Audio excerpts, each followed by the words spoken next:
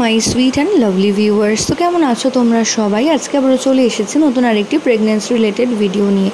তো আজকে ভিডিওতে কথা বলবো গর্ভবতী মায়ের নাভির আকার কীরকম হলে তোমরা ধারণা করতে পারো যে গর্ভের আগত সন্তানটি একটি ফুটফুটে পুত্র সন্তান আসতে চলেছে।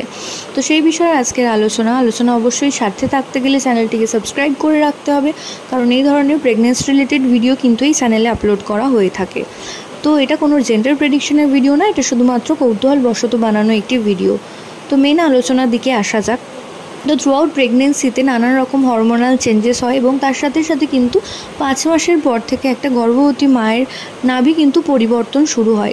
কোনো মা এই নাভি পরিবর্তন ফেজটাকে ফিল করেন, কারো আবার এই সিমটমটা লক্ষ্যই করা যায় না। কিন্তু কোনো মায়ের যাদের দেখবেন নাভি বাইরের দিকে কিছুটা বেরিয়ে চলে এসেছে এবং সেটা কিছুটা দেখতে ফুলের মতন হয়েছে এবং ফুলে রয়েছে, তো সেক্ষেত্রে ধারণা করা হতো আগেকার দিনে যে গর্ভের আগত সন্তানটি একটি ফুটফুটে পুত্র সন্তান আসতে চলেছে।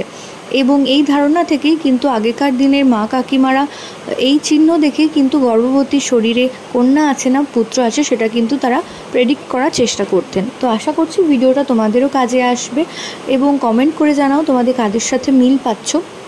তো প্রত্যেকে ভালো থেকো, সুস্থ থেকো। পুত্র সন্তানই হোক বা কন্যা সন্তানই হোক, দুটোই সমান আমাদের কাছে। দুজনেই সুস্বাস্থ্যভাবে জন্মাক, এটাই আমাদের কামনা। তো সকলকে নমস্কার জানিয়ে ভিডিও এখানেই শেষ করছি। নমস্কার।